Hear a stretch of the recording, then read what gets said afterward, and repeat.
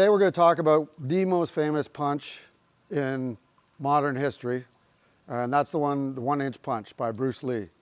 And there's a couple variations of this that we're doing. We have a 1-inch, we have a 2-inch, a 3-inch, and we also have a floating punch. Today we're going to talk about the famous one, the 1-inch punch. To look at this, I'm going to come in close so you can see this on my fist.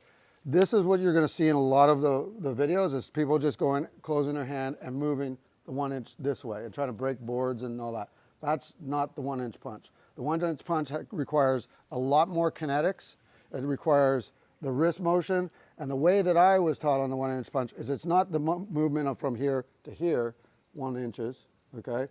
It's a movement of the position where we're starting, I'll explain that, position you're here, to the movement of the bottom knuckles coming forward, which is essentially 1 inch, okay? So it's got that from here to here. One of the tools that we do use right here is just a standard gripper. You can adjust, you can get these on Amazon or anywhere. All right, so first of all, when I'm doing this, what I want to do is line up the wrist. So my wrist, if I have my thumb, this is the first position, all right?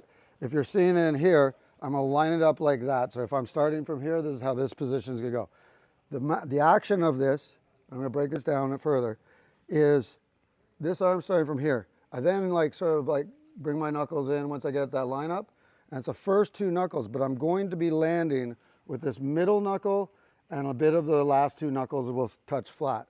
Now, there's a couple things that are going on here.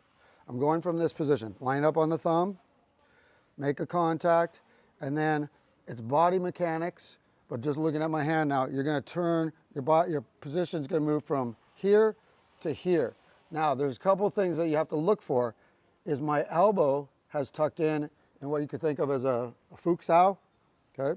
So it's coming in, and this is where the difference comes across. The actual kinetics is what we call spiral dynamics. You're going to, as I'm doing this, the elbow is going to be moving. It's going to come into the center, in front of my body, almost going off my body. And as I push, the energy is actually going that direction, not this direction, because the elbow is lining up, and it'll be slightly lower when I go in, and it's going to lock out right there.